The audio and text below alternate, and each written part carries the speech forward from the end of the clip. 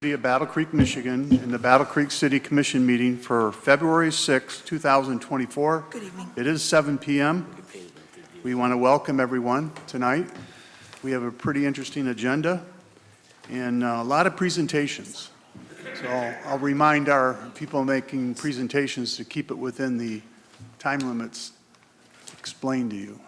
All right? First, we're going to have a moment of silence for our invocation, and then I'm going to call upon Commissioner Carla Reynolds to lead us in the pledge.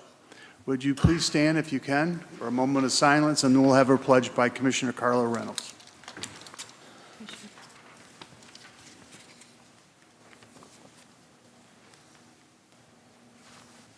Commissioner Reynolds?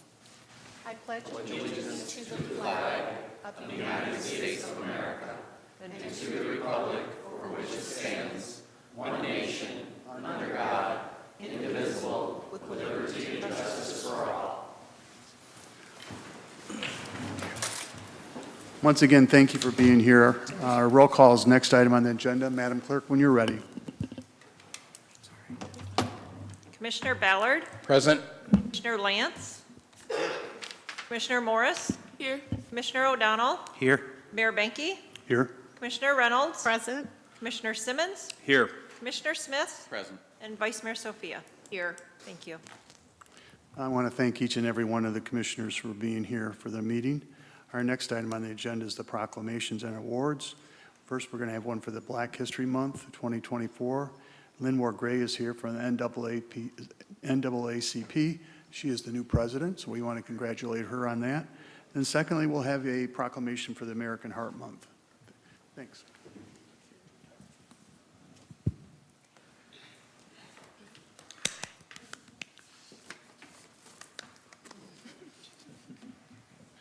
Thank you, Lynn, for being here. We appreciate it.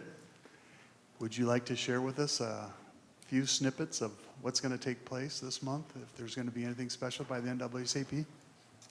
Absolutely. Thank you for this opportunity as well. As some of you may or may not know, due to health reasons, Kerry Whitfield ended his presidency December 31st and January 1st.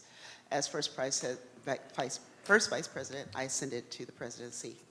And I just wanted to acknowledge all of the members of the NAACP present. So if you are here, please stand and be acknowledged. Thank you so much for being with us today. Thank you. We are a 100% volunteer group, and there's a couple of events that we are doing this month. One is a membership drive on this Sunday, February 11th, from 2 to 4 at Southside Grub. So if you are not a member, membership is power. We hope to see you out. This entire month we are doing a membership drive. And then also the NAACP Quiz Bowl. There are a few handouts for both of these events on the back. I didn't bring enough for everybody, so maybe take a picture if you need to. But that is coming up on the 17th. And they will, it's like a Jeopardy style quiz bowl for high school and middle school, and it actually starts 3rd grade to 12th grade. So come on out. We always need volunteers, judges, and so if you have some time, please do so. It starts at 10 o'clock on that Saturday at Battle Creek Central, who have been our partners for many, many years. And I just encourage you, KCC has events. The Battle Creek Area Heritage Regional Museum has events. Washington Heights has events. So please go to their websites, Facebook pages, to get the full details. There's a lot going on this month, and we are just happy to be a part. Thank you. Well, thank you, Lynn. The Battle Creek City Commission congratulates you on your new position as president. And we also want to say thank you to Kerry Whitfield, who has worked very hard for a number of years. I don't know how many years he's been there, but it's been a long time. So I would like to present this on behalf of the City Commission and the people of Battle Creek. And we have a nice picture. Thank you very much. Congratulations. Thank you.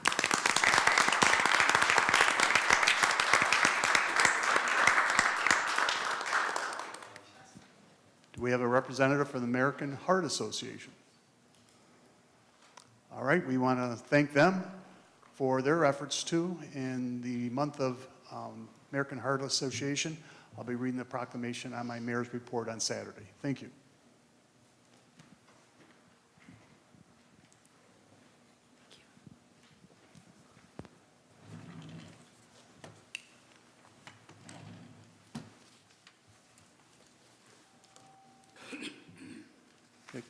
call upon Rebecca Flory to introduce our Revenue Services Officer, I believe.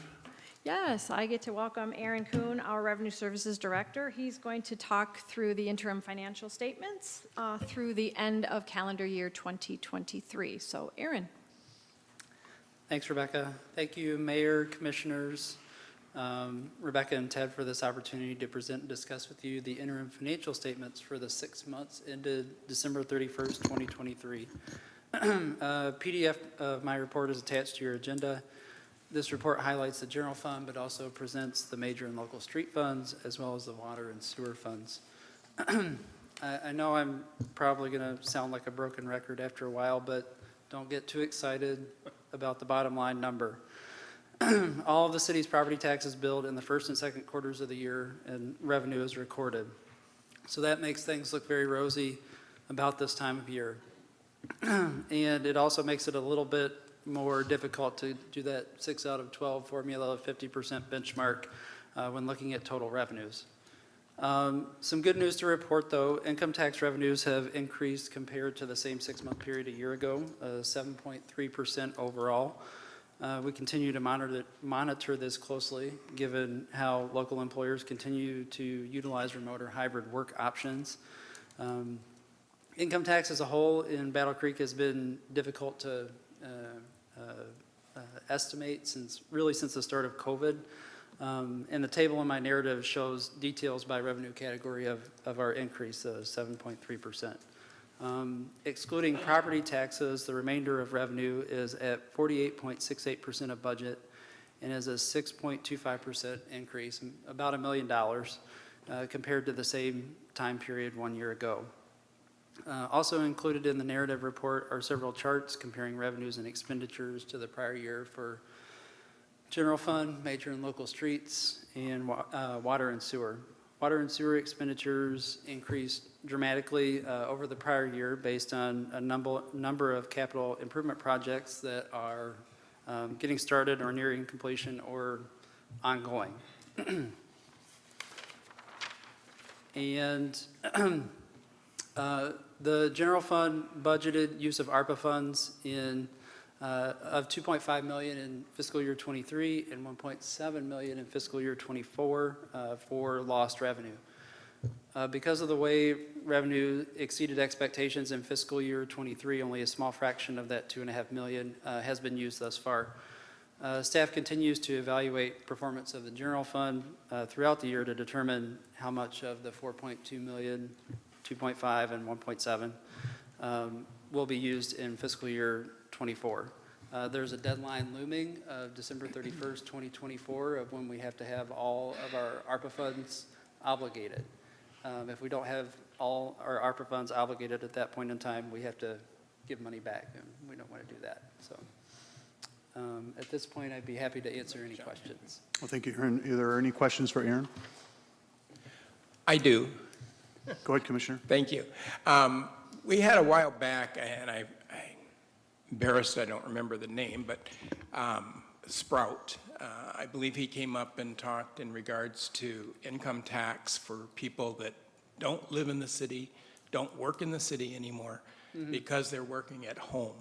Have we looked into that, and do we know any kind of totals of people that do or don't work in the city? And if so, have we compared it, or has other cities in the area addressed that?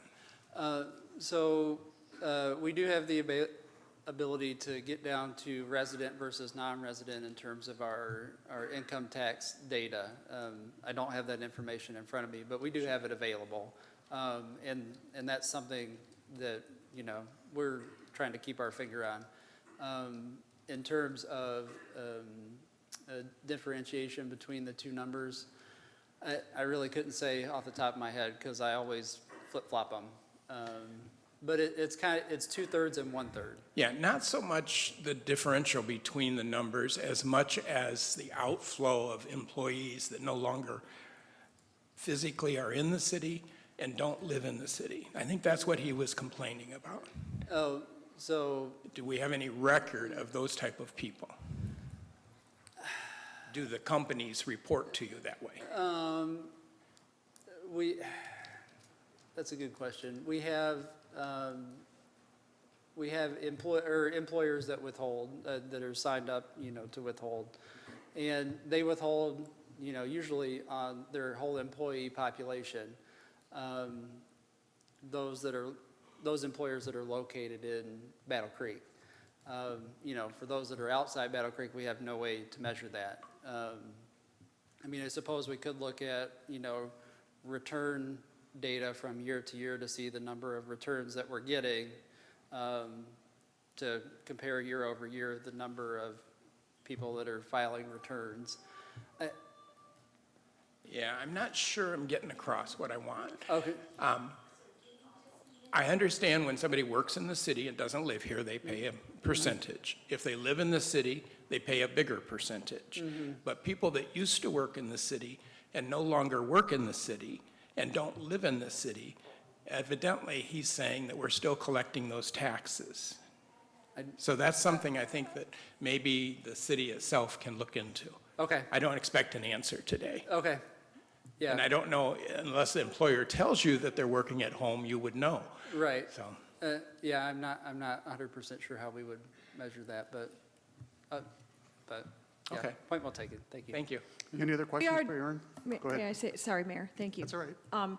We are monitoring that. So the employee actually has to submit something to their employer to say, I worked 2 days from home, 3 days in the office, and then that's how the employer would calculate like withholding.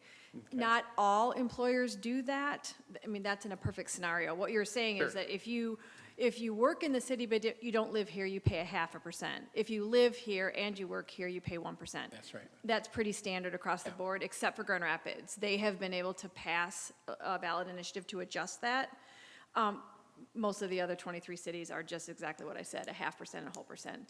But you're right, it's difficult to track, and, so many are varying what their hybrid schedules look like. Yeah. And we also know that there are some employers that are just still offering complete like you do not have to come in unless you. And that's the one I'm concerned with. And that's a hard one to track. Yeah. Because especially for those that don't live in the city. Okay. And it's contingent, really, bless you. It's contingent on the employee to report that to the employer, who then reports to the city. Okay. Thank you very That much. helps.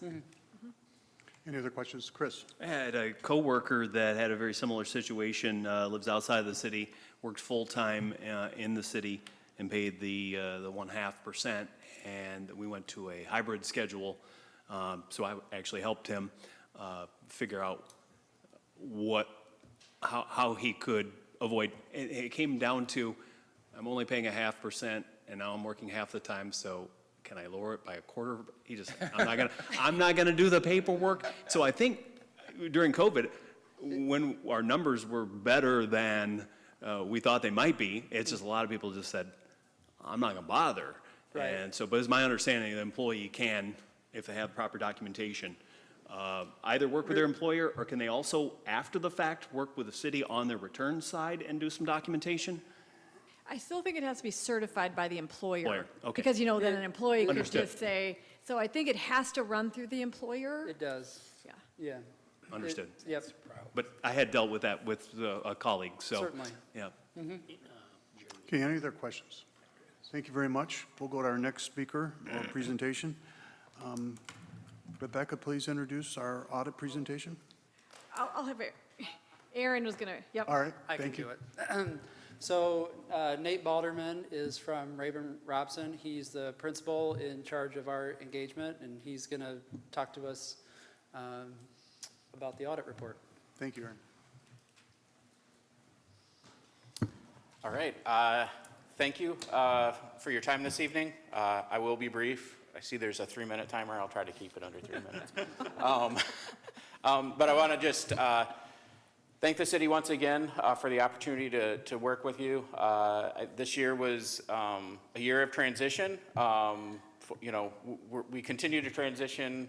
This is my first year signing on the engagement. And then at the same time, we also had, with Linda's retirement, Aaron taking over. Luckily, we had a year under our belts last year working, and I think the team did a great job of getting ready, and it continues to be a pleasure working with Aaron and his team. For this year's audit, just a couple of highlights. For the audit, we did issue an unmodified opinion, which is considered to be a clean opinion. That's what you're looking for in the financial statements. It's not absolute assurance. We're not saying every number in it's perfect. It's an almost 250-page document. So, there's a lot of information in there, and I always like to highlight when you do have the document, the annual comprehensive financial report. It is above and beyond what's required by the state of Michigan. It meets the highest standard that's out there for financial reporting for governments. The way the report works, you get a certificate from the GFOA for the prior year's report. You got that, and we fully anticipate that you will do the same for the 2023 report. From an audit perspective, the actual results, what we're there to do, in addition to issuing the opinion on the financial statements, we also have to issue reports on internal controls over financial reporting. And then we also are required, because you meet the thresholds for a single audit over your federal awards, we also have to issue that single audit and conduct a compliance audit in accordance with the uniform guidance. So we did that this year. So on the financial statement side, we did have a couple of findings over internal controls, both items that were corrected, so the financial statements were correct, but because there were issues that came up over the course of the audit for adjustments and some issues related to inventory, we did have to include those in our report. But again, those items were both corrected. We both went through a process to correct those items, and the financial statements accurately reflect the amounts at year end. On the federal award side, the program that we tested this year was your ARPA funds, the fiscal recovery funds. That was a clean opinion with no findings on that. So it's what you're looking for on that side as well, is that clean opinion on the federal awards. The other thing to highlight this year, I like to highlight the changes in standards. They keep coming. Last year we implemented the new standards related to leases, and this year we had to implement for subscription-based information technology arrangements. Aaron and his team put a lot of work into it. We had to put a lot of work into it. In the end, nothing met the requirements where it had to be reported in the financial statements, but it's one of those standards where there was a lot of work that went into it to get it to that point. So that's what we're finding across the board, is there's a lot of work, because it's basically leases for your online computer arrangements and subscriptions. So, that was the major change and major implementation for the current year. So, but again, I'd be happy to answer any questions you have, but thank you for your time. Any questions of Nathan? Nathan, we want to say thank you very much, and we look forward to working with you again. All right, thank you. Thanks. Great night. Rebecca, I'm going to turn it over to you for our last presentation. Great, and you know what? I'm going to turn it right over to Ted, because he's been working with MDOT on this, and I will let him make introductions. Yes, thank you, Rebecca. Appreciate it.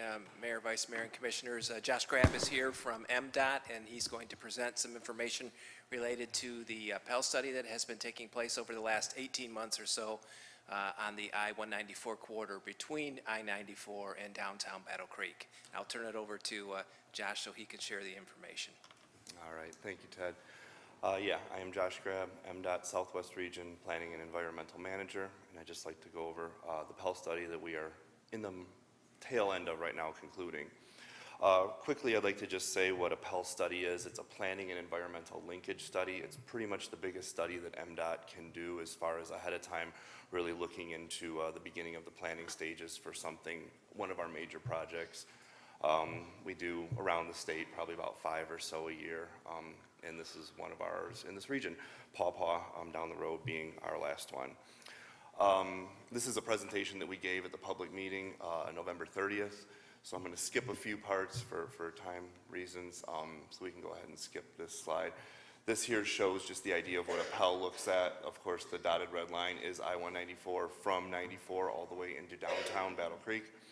The black dotted line around that is a half-mile buffer. That's usually what we look at for environmental constraints. So the planning and environmental linkage part, the environmental, we look at threatened endangered species, anything like that that might be along the line that's going to alter the type of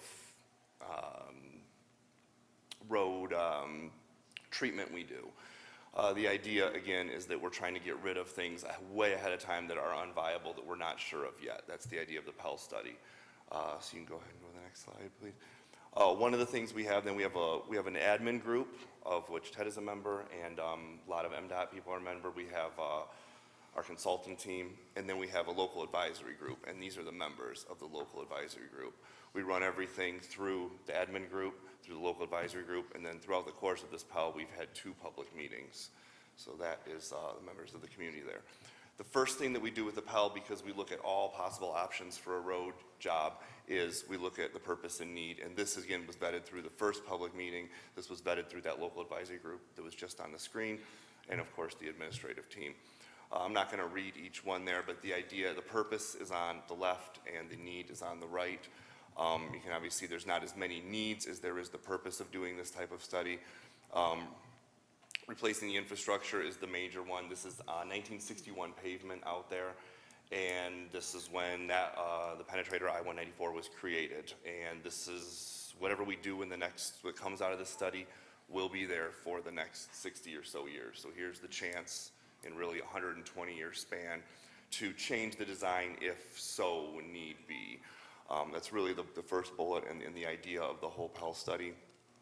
Going on down the list there, you can see some other things. We have a complete streets bill from the governor that we look at, and that's worked in there as well. You can go on to the next slide then. So the development of alternatives then, we take the Pell, we take the purpose and need, we boil it down to some alternatives, and that's what we do here.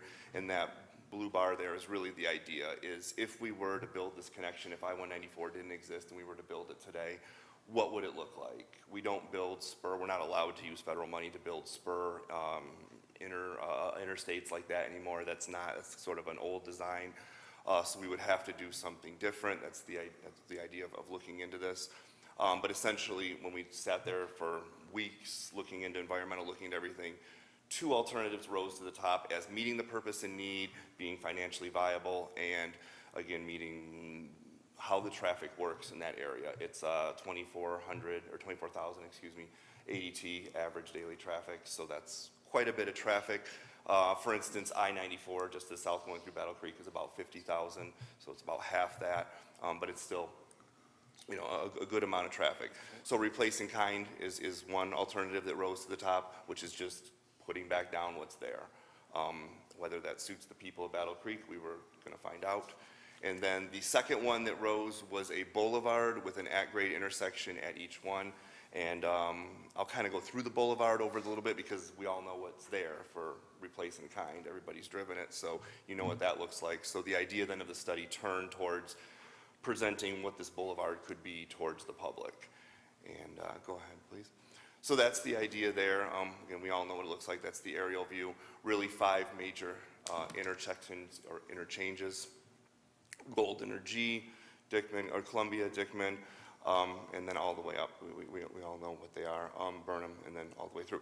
So that's the idea of the interchanges that we were studying then. If we did this boulevard alternative, what would we get to when we got to these? What would these interchanges look like if the bridges were removed and they were made at grade? Go ahead. These, for time constraints, I can pretty much go through quickly here. This would be golden, it would be at grade. You would not be allowed to drive straight through. We're not really doing that anymore for safety purposes on high-speed roads. When you allow cars on G or golden to go straight across, it's become a major safety issue lately. So we would do those Michigan left turns, which are J turns or indirect turns. It's 3 names for the exact same type of treatment there. Go ahead, please. We don't really have to go through each one. I mean, these are on the website. I know time is of an issue, it sounded like with you guys. If you would like me to kind of go into why each one is the way it is. This one would be a light, but it would not allow left-hand turns. again, it makes traffic flow better. You don't have as many cycles, and we're trying to move traffic along on this 24,000 ADT.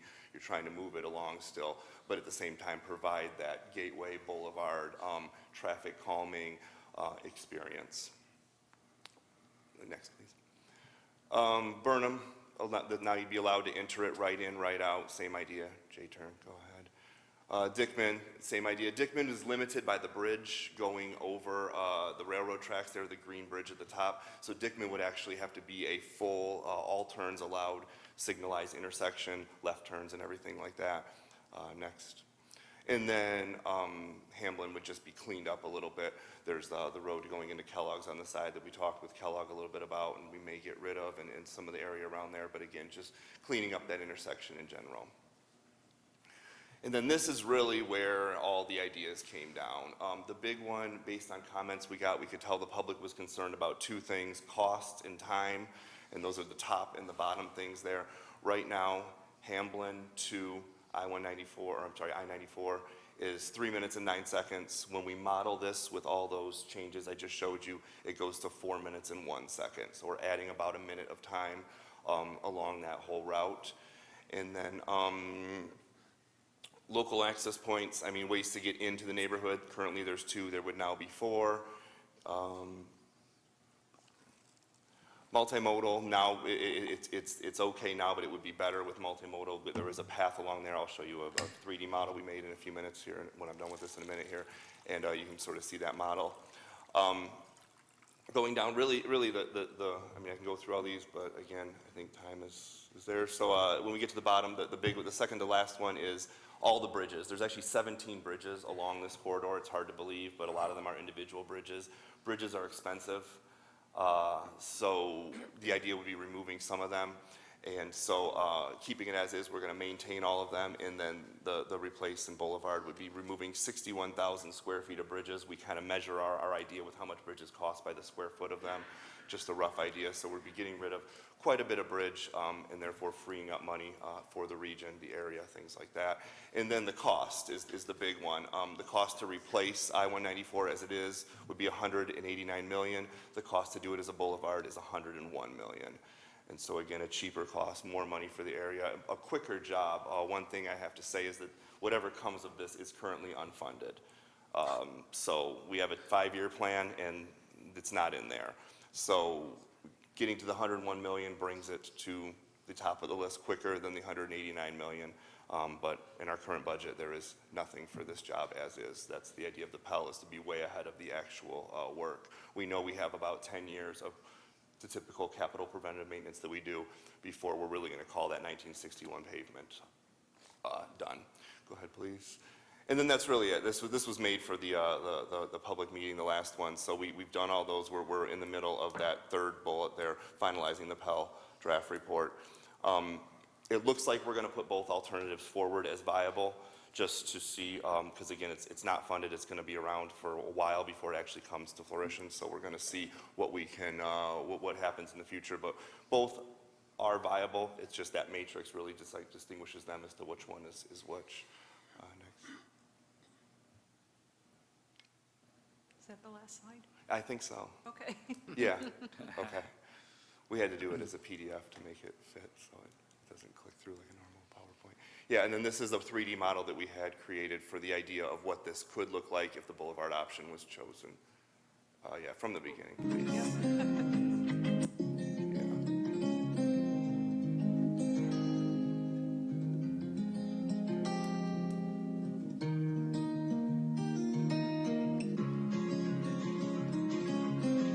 And that's just current, present day, how it is. It'll do that throughout the whole video. And then the boulevard.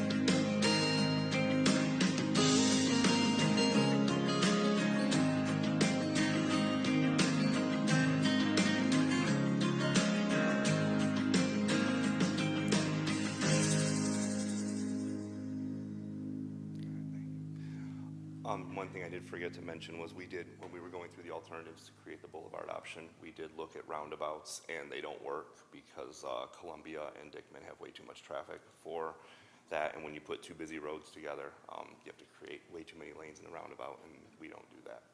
So some of I just wanted to mention that was vetted out of there, and it's really where we came up. It's just a general study to look at the area. I'll take any All right, questions. Josh, we're going to turn it over to the commission. I'm sure each and every one of them have questions for you. Oh, all right. So you're the fall guy, so. Sure. We're going to start down here with the vice mayor. We'll move right down the, All right. go ahead, vice mayor. So Josh, welcome to Thank you. the commission meeting tonight. Yeah. How many stoplights are you talking about putting on this boulevard? I mean, what's that option look like? Well, let's see, there wouldn't, so two, just Dickman and Columbia would have stoplights. Dickman would be just straight throughs on both, and you would go past and do that typical J-turn, indirect turn, Michigan left to come back at if you were gonna make a left-hand turn there. And then that was Columbia, and then Dickman on the one on the north would allow left turns at the light, like we're all very much used to. All right, and then what's timing on lights? Or is it like a 30-second or? I'm not. Because it's- this is not meant to be, actually, it is, it's a frustration. I can't drive down, where am I? Out here.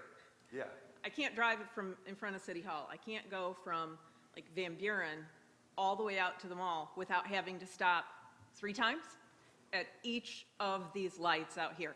Thank you for taking the light out where the police department used to be, because that was really frustrating to have to stop where there is nothing there anymore. But sure. I guess I'm not convinced that it's only going to add a minute to the time that it takes to get from one side of town to the other. I'm concerned about our first responders. I believe that they probably use that to get from here out to the south side of town. I don't believe, and again, this isn't meant as a dig to our police department, but they can't enforce the speed limits that are out there now. That's a complaint that at least I get frequently. People are driving too fast down our roads. So if you're going to take a road that's been 70 miles an hour, and now you're going to tell people that they can only drive 55, I mean, I just, how does this work? Yeah. So the light issue is timed out to make the more direction have the right-of-way longer. I know that I'm not a engineer that does that, but I know how they work. The issue again would be that Columbia and Dickman have high ADTs. 17,000 Columbia and 10 on Dickman, roughly right in that intersection. So when you have that, you have to stop the main one to let them go through. I mean, so somebody's got to stop at some point, and there are calculations they do to do it the best they can. You can't just obviously let everybody go at once. The idea of the 70 to the 55 is traffic calming. I mean, it is 70. How fast do people actually go on it? I came in it tonight, and so it's going to be 55. How fast will people go on it? There's the idea when you see a freeway and you see a lot of right-of-way and there's trees way out to the side, that you have a tendency to, well, I can really go much faster. This will bring it in. It's a natural traffic calming to not make people as comfortable to go so fast. If the boulevard was the option. Again, MDOT has no skin in this game. I'm just saying, because we all know what's out there, so I'm just saying for this alternative. But yeah, the idea is that it's a little tighter. And then I guess my final question would be, so I've been told, and maybe City Manager Fleury can speak to this, that our auto dealers out on Dickman stand the chance of losing their franchise agreements because they will no longer be within proximity of an interstate, because this would change the designation. That would be huge for us. That would be huge for our community. And am I correct in that? Yes, I mean, this was feedback that was received at the Dickman bid, and I wasn't there, but Ted could speak more eloquently. But yes, I think you summarized it, that they had some concerns that their franchises required them to be in certain proximity of. all I can say that it would lose I-194 status and go back to M66 like it was before that. And then that's really, you know, a private corporation's policy, which, I mean, what can we do about that? And I had heard that for the first time at the November 30th public meeting. We are putting that in the Pell for consideration. Okay. But yeah, that was news to everybody in the room. But that's a private corporation's policy and not law. Thank you. Commissioner Smith? Thank you, Mr. Mayor. Thank you very much for the presentation. I thought it was extremely professional. I really liked the graphics for everything. I think that goes a long way to alleviating some of folks, you know, the questions we've had in the community. I'll just say, you know, to my colleagues, there's an $80 million difference between these two projects, and that's $80 million that won't be spent in Battle Creek if we pursue, you know, a boulevard. And, you know, we've certainly lost our minds for much less. So I would say, you know, I'd stick with things as they are now. But we can have that conversation later. But I can't emphasize enough, thank you for coming out. Thank you for the presentation. Very well done. Thank you. Thank you for being here. I saw the presentation at your November meeting. I attended that along with quite a significant number of our residents. We do have later on our agenda tonight a recommendation from the commission of what choice we would like. So I'm going to reserve some comments to that point, but I guess from a question standpoint, why does it seem to be all or nothing? Okay, you either replace it as it is or go to this boulevard where I can see maybe some sort of hybrid, and I'm thinking, okay, I-94, when they put that in, every road doesn't get to go through. I'm thinking Mingus driving down there, it ends, and then if you want to pick Mingus back up, you've got to go way out of the way. You have two roads that you have bridges, two-lane bridges going over Golden and Burnham. I purposely went out to Burnham to spend my lunch hour one day and sat there for my entire lunch hour and saw 0 cars go under that bridge. So my thought is maybe it could be keep it a limited access freeway, but maybe do away with something like the Burnham Bridge, make that at grade, cap Burnham off on either side. Could even consider that on Golden. So was there any kind of consideration about a hybrid? And then I'll have another follow-up question after that. Yeah, it sort of goes back to the complete streets of you're creating access now. So to just end them and not have the bridge seemed like the worst option to those. I mean, a right in, right out doesn't really affect traffic on I-194 as much as you would think if they have the bump out flares that were in the video and coming in and coming out. So we're already right there, so why not provide the access for the people and that was one of our big questions. That is if you go the boulevard option, but if you Correct. keep it the other option, you have the option of doing away with some of those bridges, is my point. I see, getting rid of the bridges and keeping that open. No, that was not considered.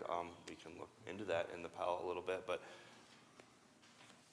I'm not sure why. Would They really save some threw money on everything building at the wall. bridges. Oh, excuse me, sorry. It would save some money on building bridges, and you never have to build that again in the future. It would save a few. So you're saying have Golden just end?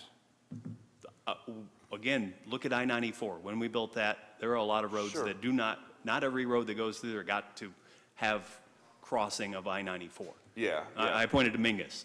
Yeah. So, I understand what you're saying now. okay, Yeah, and Burnham, again, maybe even less so than Golden, is I guess not a it's- lot of traffic under there. Yeah, Okay. as being part of the vetting process, Yeah. I think that didn't even come up because we thought that would be the worst of both worlds. I mean, the best for the money-wise, but we were looking at the people and saying, well, they can get quicker access to either downtown or the shopping rather than going up to either Columbia or Dickman. And then now they're not gonna have that option or the through option. It wasn't even presented as an option, so we didn't really have the opportunity to talk about that. And then as far as the Commissioner Smith, I think, made a good point about $80 million not coming to Battle Creek. I just watched major reconstruction of I-94 through Kalamazoo, and they got 3 lanes from one end of Kalamazoo to the other, and beautiful new intersections for all of the 131 and Jackson. They just did that, 3 lanes through Jackson. I'm trying to figure out why we only got 2 lanes when our resurface on Battle Creek. It seems like every time these projects come along, for some reason, Jackson's about the same size of Battle Creek. Kalamazoo might be larger as far as the number of traffic on I-94. I just don't know why sometimes it feels like Battle Creek gets shortchanged on these things. I'm going to reserve some comments for later, but thank you. Yeah, just really quickly to that, the bridges that are being put in right now are made for 3 lanes. Understood, but So we when only that put does- 2 lanes in on the resurfacing, and it's going to be a while before we resurface that again. Correct, but it'll be easier when it does happen. That was the major holdback before, was the bridges. Understood. Baby steps. Commissioner Reynolds? Thank you. So the time frame here, what are you looking at as far as this project that you're talking about? Well, we're patching it together as best we can, and we have no money. So it's 10 years, I mean, at least, is the idea. 10 years? 10 years is the idea. Wow. Yeah, it'll be like it is now for everybody that likes it now for a while still. But we don't have, it's at the end of its service life. I mean, 50, 60 years is what you get out of a reconstruct. Wow. So like I-94 that was just reconstructed, I mean, that's 50, 60, but yeah, a while. The Vice Mayor Sophia, she got my other questions, so I'm Yeah. all set for now. So, Yeah. Mayor, Commissioner Patrick O'Donnell? Thank you for your presentation this evening on that. It seems like the other commissioners have addressed what we have discussed, and the one other thing is about noise abatements and stuff. Will there be like anything added to that if it was changed to a boulevard instead of street? Would the noise level change in the area? The noise would be analyzed when it is actually coming to the project stage. If it does get there, they've just, some people say increased, some people say lowered the threshold, but they've made it easier to justify sound walls, if that's what you're talking about. Usually you have to move closer to the people, and I believe this would be moving in. Again, the boulevard idea with the speed issue earlier was, tightening it up a little bit. But if it is any part of a reconstruct, we're going to do a noise analysis. And if it does come back to meet the threshold, which was just increased or decaled, made easier to get sound walls, lesser sound gets you a sound wall. If it beats that, it's part of the project. It would take that price way up. Sound walls are expensive. It would take that 180 up. And the higher the cost, the longer we have to wait. So 10 years is an issue. Yeah. The 101 is easier to get to. So if we did need sound walls, if we kept it the same way it is now, we wouldn't need sound walls due to the fact that it's staying the same, we're just resurfacing?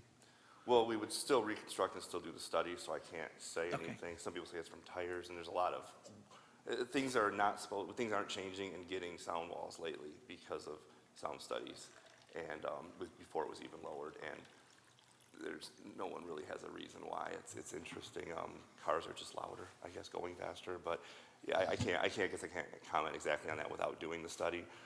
But my That's fine. prediction I just wanted would to make be- sure that was addressed. Thank you. Yeah, when you move closer to people, we do it no matter what. We don't put them in. We study no matter what. And when we do a reconstruct, we study no matter what. So it would be studied. Commissioner Morris? I just have a couple questions surrounding engagement. I see that you did do a public engagement process, but I was just Yeah. wondering, how was that advertised, and if you guys maybe took demographics of the people who came and maybe attendance numbers for the people who came? Yeah, they're advertised through our normal MDOT policy of press releases to all media. Media has access to our press releases. They get a lot of them. Sometimes they choose to or not to push them forward. This one was advertised pretty well, I felt, having done a few larger Pell studies like this around the state before in my previous position. But it was advertised pretty well. It made the news, and sometimes they don't even make the television news.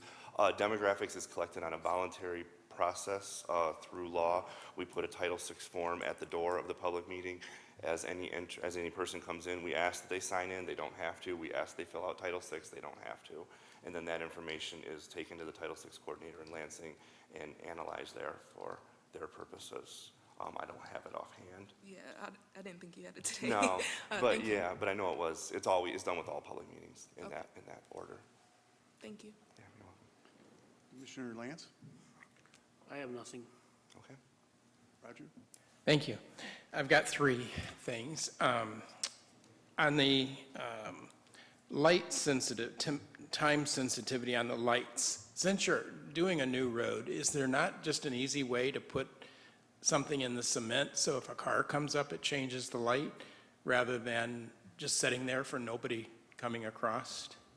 Yeah, I would think that on something this big, I mean, this is a major, 24,000 is a big road. Right. So there would be something along those lines, I would believe. Okay. Put in there. I mean, this won't be held back. Cool. 2, what about the plowing and the upkeep? Does that end up back in our laps? It would be M66, so Which is still a state road, right? Which is still a state road. So we would be reimbursed? Yes, same process as is currently. Okay. And then there's huge signs on the corner of Beckley and Business Loop I-194 that say no turns. Okay. I know that sounds pretty simple. No turns. That means nobody turns. But they constantly have right turns. Is that allowed? Is that not what that means? Do you know? Beckley, and I'm trying to picture that. And Or the so mall I know is. down there, and I don't know why those, so no turns would be no turns if they put up, right turn only, left turn only, no left turn, we use those. So I don't know the answer quite to that, but I would say if it says no I'm just turns- confused why the sign's there and everybody turns. So, Yeah. Literally. And that is. at the Right-hand entrance if you turns, want- not left. Yeah. So I wondered if it should be no left turns. It's flared a little bit into its own, that would be why, then that's not really considered the turn at it. So they should, I guess. Just as a backup. Yeah. And then you already covered it, it was a 10-year. And I'll talk to you, if you'll stick around, I'd like to have a few more questions, but I won't take up the time here. And the 10 is just, I mean, we could get, I guess I should go back to that. I just said 10 because that's kind of what the idea is. But tomorrow, if Washington DC or the governor releases a bunch of money like they just did a few years ago, this would be at the top of our list to start to look into. I mean, once, there's a process, and it takes a few years to start to study the noise, study all the things that we haven't, that aren't in the Pell study. The Pell study is more to reach out to the people and see what would work, what wouldn't, and those types of things. But if we had a pile of money, it could go. I mean, I'm not gonna, it's unfunded right now because MDOT doesn't have much right now because of what we just went through. It all comes from Washington and Lansing, and it's up to them as to how much we get. So we have a 5-year program. We're doing 2030 as we speak. It's not in there. It could be in 2031 if money showed up. Josh, thank you very much. Yeah. And hopefully you can stick around. I will stick around. Thank you. Thank you very Thank much. you. All right, next item on our agenda is chair noting any added or deleted resolutions. Madam Clerk? There were none. Thank you. Next item on our agenda is petitions, communications, and reports. There were none. Thank you. Next item on our agenda is introduction of ordinances, 01-2024, proposed ordinance number 01-2024. When you're ready, Madam Clerk. Chapter 294, General Personnel Regulations, was enacted in November of 1978, with Section 185 having been added in 1981, Section 075 having been added in January of 1987, Section 19 having been added in March of 1994, Section 21 having been added in June of 1996, and Section 20 having been added in 2015. Of the 23 sections in Chapter 294, 14 chapters have never been amended in the more than 45 years since they were enacted, even though they don't reflect current practice. While there are only 4 sections proposed to be amended in this ordinance, administration plans to propose amendments to additional sections in the near future.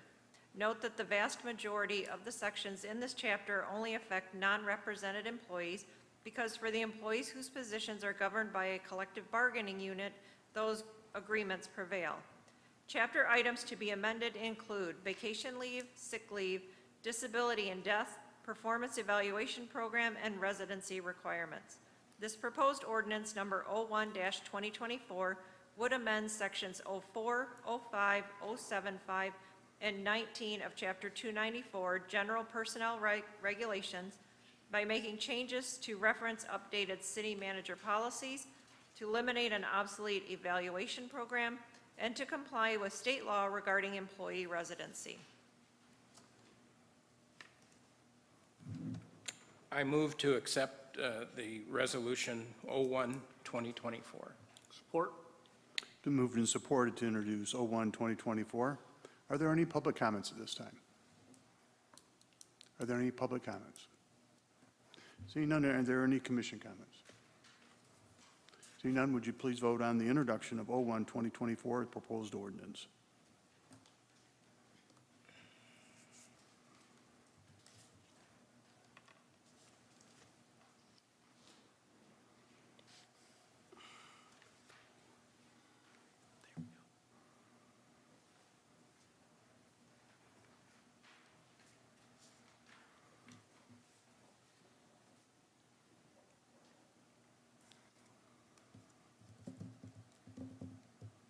Introduction of ordinance 01-2024 has been approved. Next item on our agenda is public comment regarding consent agenda and resolutions not on the consent agenda. If you'd like to make public comment regarding the consent agenda and resolutions not on the consent agenda, please raise your hand and we will acknowledge you to come forward to the podium. You'll have 3 minutes to make your comments. Please say your name and address before beginning your comment and indicate which resolution you're speaking to. Are there any public comments at this time? Are there any public comments? Yes. Reese Adkins, 3600 West Michigan. I will be speaking on two resolutions, 353 and 360. 353 is a resolution authorizing the sale of vacant tax revealed property partial. My problem with this one is, I come to these meetings all the time. This is like the 4th or 5th time I've seen where these partials have been voted on to be sold, but we don't get told anything on what happens to them after they're sold. I mean, they're sold, the people sit on them, we get no updates on what they're doing with the properties, what's going on with the properties. Not too long ago, we had several of them on Van Buren Street that were brought up to be sold, approved. I still haven't seen anything on them. They're still empty parking lots. Before we start selling more properties, let's get the ones that we vote on to sell to something done with them, unless they're just sitting there and still collecting dust and nothing being done to them. The other one is 360 with the I-194 corridor that we just had the presentation on. I drive that all the time, going throughout to Lakeview Square Mall, going out to Walmart, all those businesses out there. I don't see any reason on why to change anything. All saying comes to my mind, if it's not broke, why fix it? There's nothing wrong with that. Yeah, it may need to be resurfaced, so let's do it. But why change it and add more headaches into the residents out there, add more headaches into people going out there shopping? I mean, let's look at the development that's going out there, all the businesses that are going out in that area. I mean, it's not broke. So why redo it or rechange it if it's not broke? Thank you. Thank you for your comments, Reese. Any other public comments at this time? Yes, ma'am. Nadine Bradshaw, 3600 West Michigan Avenue. Good evening, everyone. I'd like to speak on Resolution 360. What about all those people that live out, way out in townships, like Penfield, Bedford? What about them? I mean, we're kind of looking at this boulevard looks like a big circle. A lot of people are getting cut off, and if we decide to make this all right-hand turns, it's kind of like going in a big circle. Don't you just end up where you start again? Thanks for listening. Thank you very much for your comments. Are there any other comments at this time? Seeing none, we'll go to commission comments. I did not see your hand. Going to hold off for about 30 seconds. John Kennefic. I'm going to talk about three resolutions. One is Resolution 355. It has to do with the millage rate for the Calhoun County Parks millage. We did look up in the backup material and try to find out if this was an increase, decrease, or the same amount. Couldn't find that, so it'd be nice to know if the citizens of Battle Creek are going to be getting a cost increase in their property taxes. Next, Resolution 356. the approval of a Pan-African flag. Okay, are you going to have Israeli flags up there sometime along with Palestinian? How about Iranian flags? I mean, if you're going to open the door for all this, you might as well have a USSR flag up there too. So I think you've kind of gone ways away from that. And even if you were to say somebody came up here and wanted a Palestinian flag as an example, you're going to say no? Well, they're going to see an attorney and say discrimination. You can have a Black Lives Matter flag. How about a white supremacist flag? We can have these changing every day. Next and finally is Resolution 360, which the gentleman did give some information in regards to Hamlin Avenue and work done there, and that was the presentation. So let me make a few comments on that. Mr. Binky and I, back 20 years ago, saw that there was going to be an expansion of the Dickman Road area starting at South Avenue going 4 lanes, and it was going to go right through and just miss Post Serial and then slide up onto East Michigan Avenue. They only did 3 lanes between South Avenue and Main Street, and that stopped, but that was the original concept. Watching all this and seeing what's going on, another commissioner, Simmons, made an interesting comment. He says there's not that many traffic on the East Burnham Bridge. He's absolutely correct. That's because within the last 20 years, the government of Battle Creek's policy in regards to Ordinance 1463 wiped out a vast majority of residential houses in the Franklin Post Edition. So thank you for demolishing all those houses and giving us a kickback and then wondering why there's not a lot of traffic out there. But that traffic is used on the East Burnham Road. People try to avoid a lot of areas, and they can avoid a lot of traffic lights going down South Avenue, hitting East Burnham and traveling that way. It's more effective and efficient. You want to wipe that out? You're just going to cause hassles everywhere else. No dispute over that. Anyway, that's about it for those. And one final thing. The gentleman here spoke about not having enough money. Well, then I'd ask this final question to the City Commission. How much money did you put into the Kellogg Arena that's been nothing but a failure? How much money did you put into the Full Blast Recreation Water Park, and how much has that been a failure? And how much have you put into the golf course at the expense of the taxpayers? We don't have enough money, but those are priorities compared to the roads? Wow. I got a strange concept of what your priorities are. Thank you. Autumn Smith, please. We'll go to David Moore after that. Good evening. I too am speaking on the resolution about the flag. I'm going to tell you, years ago, you guys created a slippery slope with the flag situation when you guys allowed the LGBT flag to fly at City Hall. I spoke about this years ago, and honestly, part of that is the reason I was kicked out of the LGBT community as an ally. So much for the people that, you know, claim to put the unity in community. It's okay for them to discriminate against other people, but you discriminate them, they cry and, you know, try to file lawsuits against you or harassment or whatever. I agree 100% with what Mr. Kennefick says. If you're going to let certain flags fly, you've got to let them all fly, including the Nazi flag, including the Confederate flag, including the Gadsden flag, including the, you know, original 13 colony American flag, even political flags that may say FJB or Go Donald Trump or anything. That is a slope you guys created when you allowed that flag to fly. And look, now you've got other people that want special needs. The only flags that should be flying, according to the flag code, if that's what we're going to follow, are the American flag and the state of Michigan flag. And yes, if you want to fly the Battle Creek municipal flag. That's it. That's how you fix this. You guys created this mess. Your time to mop it up. Thank you. David Moore.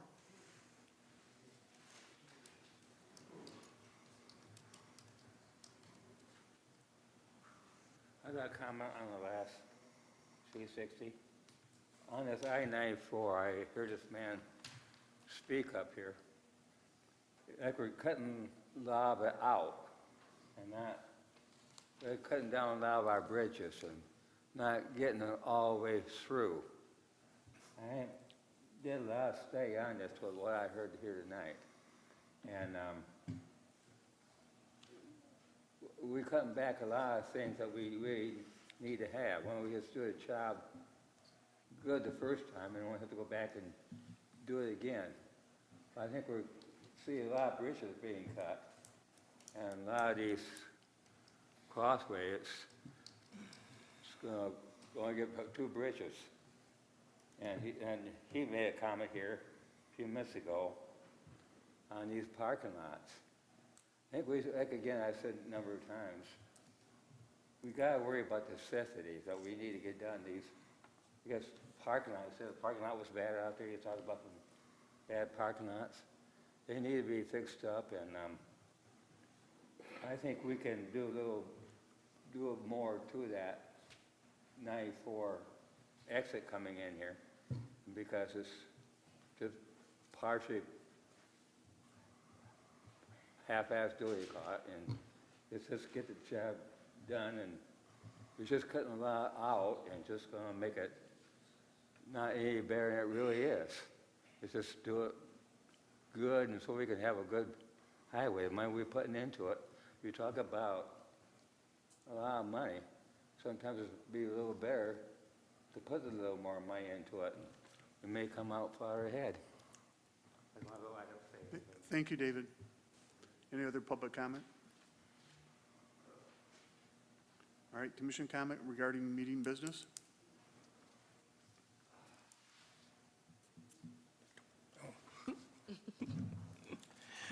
I guess I'm moving to accept the resolution 353, 54, and 55, and 56, no.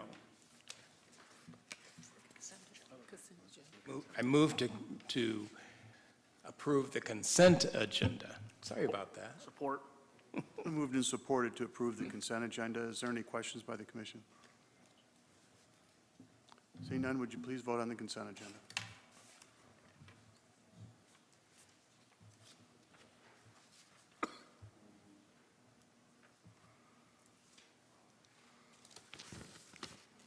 The consent agenda has been approved.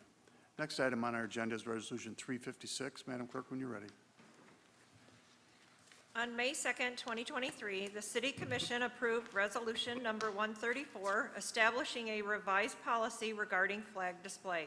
This policy declares that the city's flagpoles are not intended to serve as a forum for free expression of the public, but rather for the display of federal, state, and city flags, as well as the temporary addition under the city flag of any commemorative flag as may be authorized as by resolution of the City Commission as an expression of the city's official sentiments. If approved, this resolution, in accordance with the established flag policy, hereby authorizes staff to fly the Pan-African flag at City Hall from February 7, 2024 through February 29, 2024. I move to accept resolution number 356. Support. It's been moved and supported to approve Resolution 356. Are there any comments by the commission? Commissioner Vice Mayor Sherry Sophia. Thank you, Mayor. For reasons that I have outlined many times in the past, I will be voting against Resolution 356. Thank you for your comment. Any other? Commissioner Smith. Thank you, Mr. Mayor. I don't completely disagree with some of the things that were said regarding flag policy, our flag policy here in the city. Where Vice Mayor Sophia and I diverges, I do believe it leaves us in a position where individual commissioners now express their individual priorities on this type of thing. I support this motion, and I look forward to seeing the flag about the flagpole. But yeah, the flag policy needs work big time. So thank you, Mr. Mayor. Thank you, Commissioner Smith. Any other commission comments? Commissioner Simmons. I will once again voice my support of doing away with the flag policy as written and reverting back to flying only the federal, state, and local flag. And for pretty much the reasons that Vice Mayor Sophia articulated, and I've spoke at length about them in the past. Thank you. Thank you, Commissioner Simmons. Any other commission comments? Seeing none, would you please vote on Resolution 356?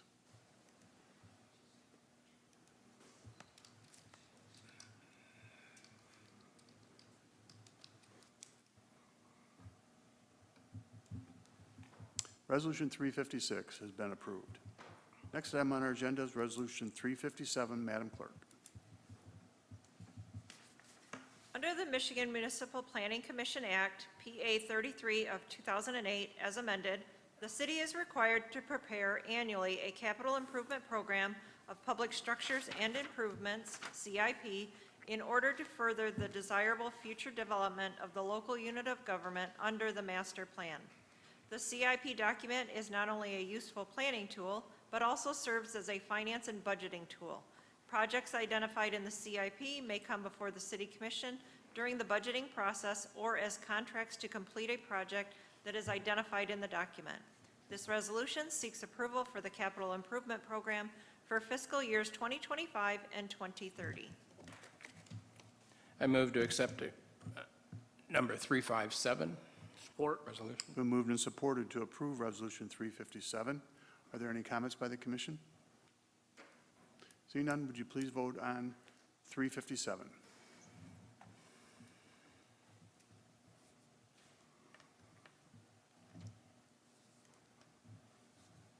Resolution 357 has been approved.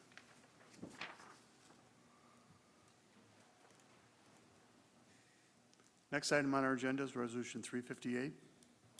Recently, through the Michigan Department of Transportation's MDOT statewide Title VI coordinator, the city received guidance from the Title VI complaint procedures per the Federal Highway Administration, FHWA. All Title VI complaints will now be forwarded to MDOT's statewide Title VI coordinator unless forwarded directly to FHWA. No recipient or subrecipient is to investigate any Title VI complaint unless delegated to do so by FHWA. MDOT is requiring that all recipients and subrecipients immediately update their Title VI plans based on this new guidance. This resolution seeks approval for updates to the Title VI non-discrimination plan. I move to accept resolution number 358. Support. Been moved and supported to approve Resolution 358. Are there any comments by the commission? Seeing none, would you please vote on Resolution 358?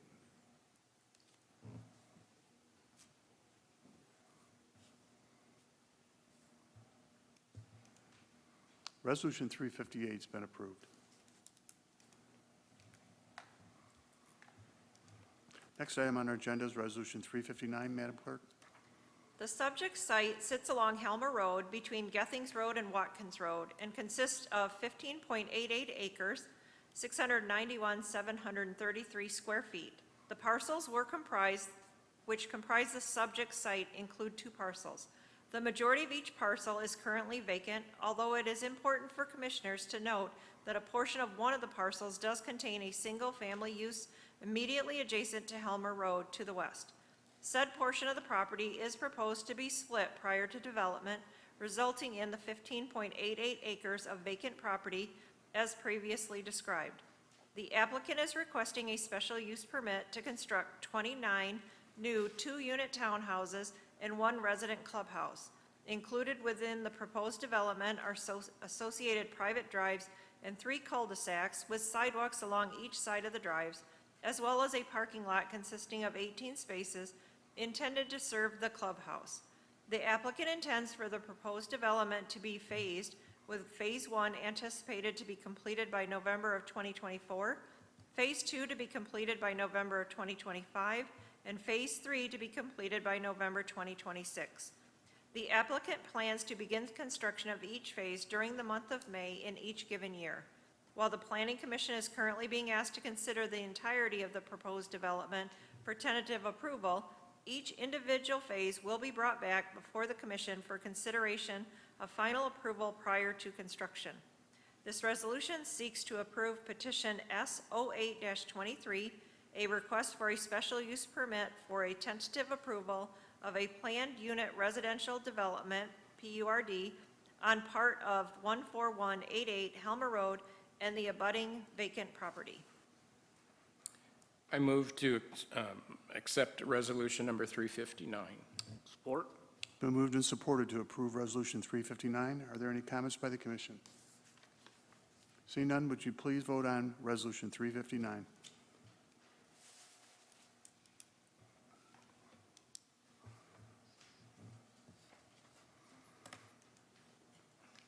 Resolution 359 has been approved. Thank you for your continued investment in Battle Creek. Next item on our agenda is Resolution 360. In August of 2022, the Michigan Department of Transportation, MDOT, initiated a Planning and Environmental Linkages, PEL, study along a stretch of the I-194 corridor between I-94 and Hamlin Avenue. The purpose of the study is to gauge alternatives for replacing the aging I-194 infrastructure while improving operations for all users of this segment of roadway.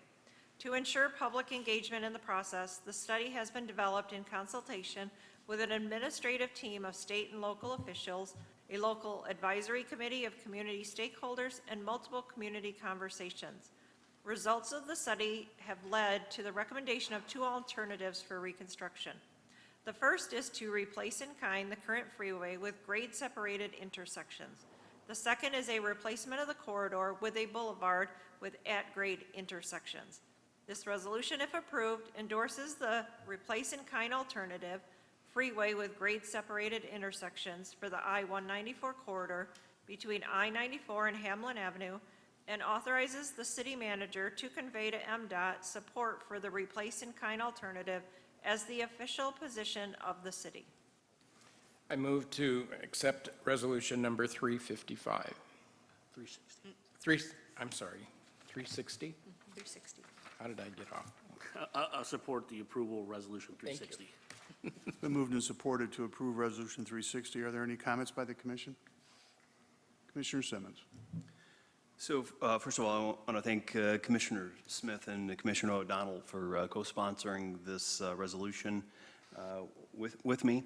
After some conversations I had with city staff, city manager, and the mayor, I learned that the city administration, city government, shares the opinion and was planning on transmitting some sort of communique to MDOT of our selection of the replace in kind. And so I thought it would be helpful to have the commission back that as the publicly elected body. So thank you for putting this on the agenda. Just a few comments, and thank you again for MDOT representative being here today. And I know you get some tough questions. You probably deal with it all the time. So I have done some extensive engagement with constituents on this. I attended the November meeting. I wasn't tracking this before that and missed the one earlier you had. I think it was in July. But have engaged residents at neighborhood planning councils. In fact, we had one last week where this was a hot topic of discussion, as well as social media. And while not scientific, I bet it's 90% of my constituents say they endorse the replace in kind. Let's keep it as it is. Were there some cool things in the presentation that we could possibly do with that? Yeah, absolutely. And that's why I asked the question, hey, have we considered, and I was just thinking out loud when I said shut Burnham Street down. So it was just, okay, could we do some kind of hybrid? The main concern that I want to relay, and I think I had a bunch of things I was going to talk about, and I think my fellow commissioners pretty much addressed those during your presentation and the questions afterward. The main concern that I have from residents is, I guess I'll point back to when the Capitol Avenue Bridge over I-94 was shut down for 2-ish months over the summer. And that diverted a considerable amount of traffic to other roads, and it was a nightmare. I can't think of any other way to describe it. So if you have 24,000 vehicles a day on I-194, the penetrator, and you slow that down, and I do, along with the vice mayor, don't believe the 1 minute slowdown is a realistic estimate. Especially you're lowering the speed from 70 miles to 55 miles an hour. That's a minute there. If I get, you mentioned the Dickman Road intersection would have full left turn stop. Sitting through if you get caught at that light and have to wait through all of the cycles of all the left turns, that's a minute there. And then you have another intersection at Columbia. So I'm just let's say a minute on each one of those, 3 minutes. So now my 4-minute trip has gone to 7 minutes plus, potentially. If you even took a fraction of those 24,000 who decided, that's not the fastest way for me to get out of town anymore, and diverted that, we don't have another major commercial corridor or highway from the north side to the south side. It's all residential. I live on Capitol Avenue Southwest. I know it's all residential. Riverside, all residential. Helmer Road, residential. From Columbia to I-94. If you took a fraction of that, even a quarter, who decided, well, I'm going to go the path of least resistance coming from downtown and go Capitol Avenue Southwest, it's going to be a nightmare. And so that's the concern, the biggest concern I hear from residents. It does facilitate. We have a lot of people that work in Battle Creek, we were talking about it earlier, but don't live here. They come into town, thousands. They come into town on a daily basis, and that's the quickest way for them to get in and out of town.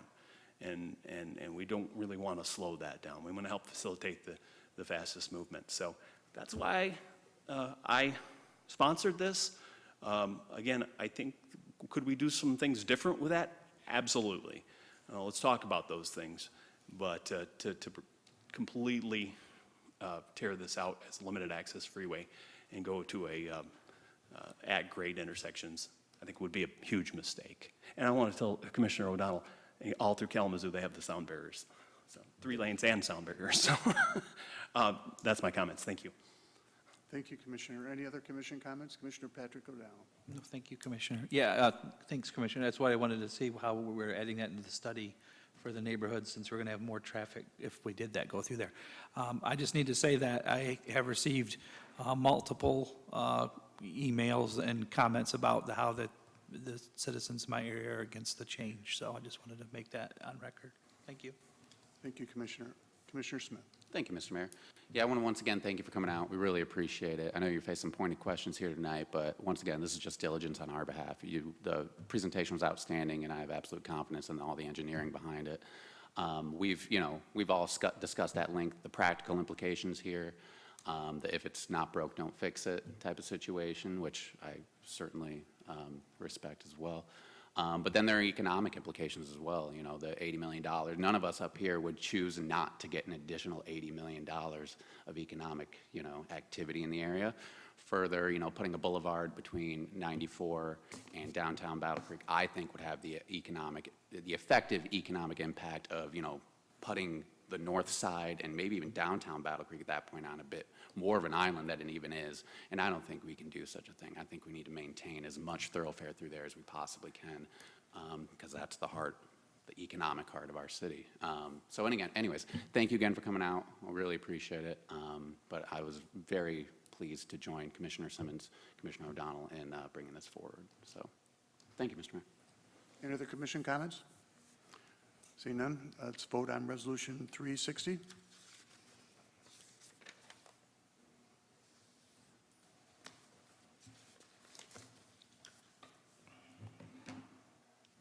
Resolution 360 has been approved.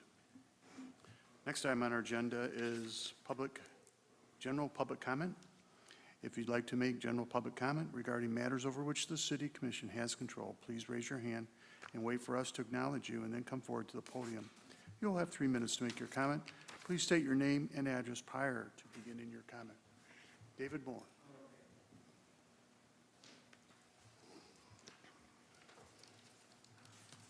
David Moore. Since I've been up here last, I heard a little more output on it, some your commissioner comments. We got a lot of stoplights and not cutting down a lot of our bridges. Well, we should make one easy flow going through. We've got 1 minute here, and Chris Simmons and Jake said here and said, slowing things down. You see, we'll save a minute, and here we're going to be in the long run losing 2 minutes. And we need to focus on a one easy flow going through. It can be just easy, eliminate stops, eliminate have more better bridges. Another thing I'm mentioning too, I'm for the necessities of this city, and I like to see if we're going to do a job, do it right. If it takes a little bit more money, we worry about saving money. That's not always the answer. Sometimes you got to invest a little bit more and take a little more time on it to get it better in the long run. Another thing we had to say, we're going to take about 10, 12 years planning period. Oh, I was going to be dead by that time. Thank you, David. Any other public comment at this time? Yes, Autumn Smith and then Reese Atkins.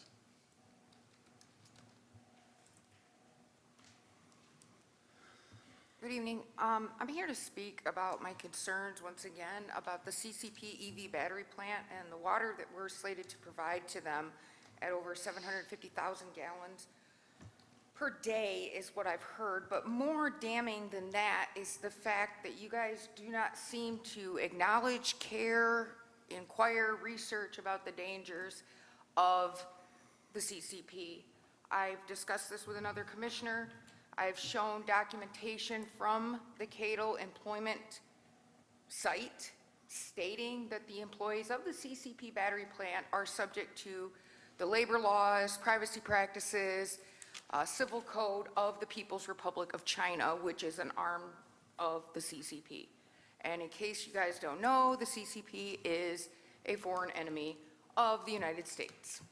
So with that, I would just like to know also, the cost and stuff like that, it's going to impact us as the people.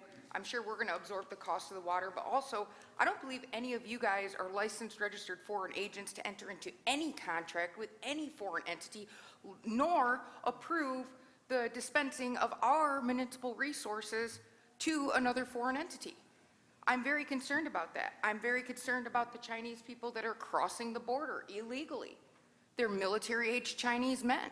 Chinese espionage is a huge thing going on. And these are things that are cause for concern. You guys were sworn to uphold, protect, and defend both the Michigan Constitution and the United States Constitution against all enemies, both foreign and domestic. And in my opinion, if you guys aren't willing to stand up to this and say no, you guys are traitors.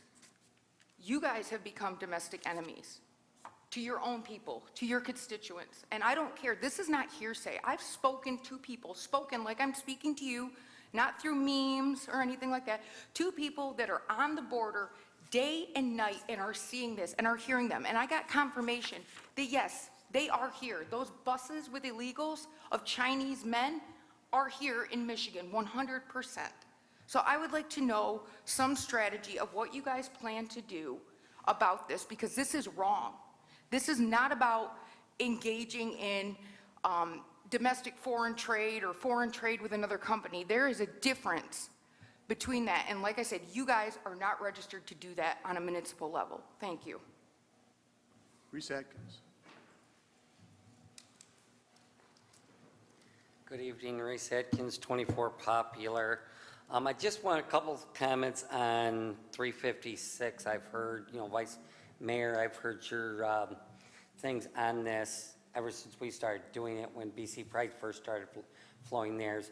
But the last time this came up, you, Commissioner Sims, and Simmons all talked about getting a committee together to really redo this policy. I notice that has not been done. I am, willing to work with any one of the commissioners and work on that committee to Reese, get this to where it needs to be. Direct your comments to me and not single out any of the commission, all right? Okay. To get this, to work on this and get this to where it can be a respectful thing. Thank you. Thank you, Reese. Any other public comment at this time? John?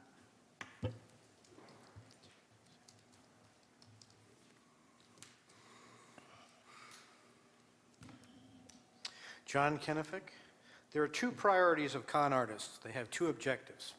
First, to con the target or the victim.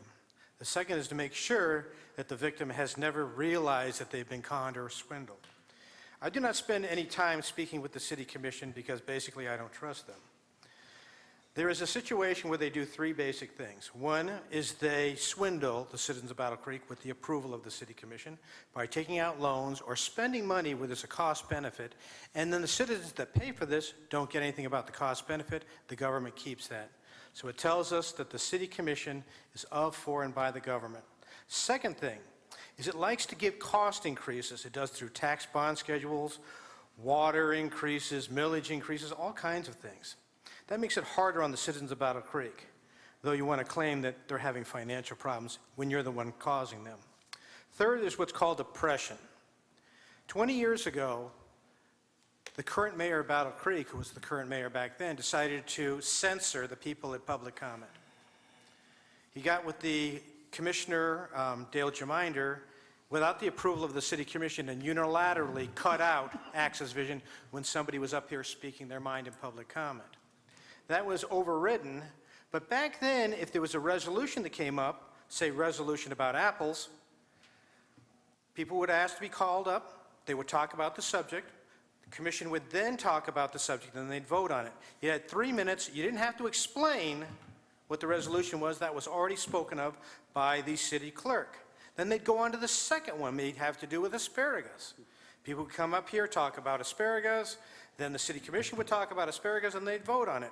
That's 6 minutes total, 3 and 3, that a person was able to speak up here. If you haven't noticed, I'm speaking very fast, because when I'm dealing with 3 resolutions, you can't get part of all the intricate information that's there that can't be done in that time frame. That's the oppression. But something was said at the last commission meeting about Mr. Smith, and he said that Autumn Smith and Jake Smith had a civil conversation. So I challenge the City Commission right now, all of you. I will meet with any of you individually in front of an AccessVision camera to be recorded, and you can tell everyone how wonderful the city's doing. And then I'll speak, but I don't think it'll be what you're talking about in the same vein. This will be on the public record. Now, this is kind of interesting because I've got 9 against 1. Those aren't very good odds, but you don't have enough elected officials to take me on. Anyway, I hope the City Commission wants to do that. Be more than happy to show you, the citizens of Battle Creek, what you actually are, not what you claim you are. Thank you. Any other public comment at this time? Seeing none, any commission comment? Commissioner Patrick O'Donnell. Yeah, I'd just like to say congratulations on Lynn Ward Gray being the new NAACP president and proclaiming the Black History Month for February. And also make sure you get out to KCC, like she said, there's a lot of events going on out there. And then this Saturday is a wonderful time down at Lila Arboretum to enjoy the weather and see the Festivus and the cardboard sleds. If anybody's never been to that, sorry, it doesn't look like there'll be any snow, but it is a great event to show our ingenuity of Battle Creek and the fun of just being community and excitement of watching sleds go down the hill there at Lila Arboretum. Thank you. Thank you, Commissioner. Any other commission comments? Seeing none, we'll adjourn the meeting. Thank you for coming tonight.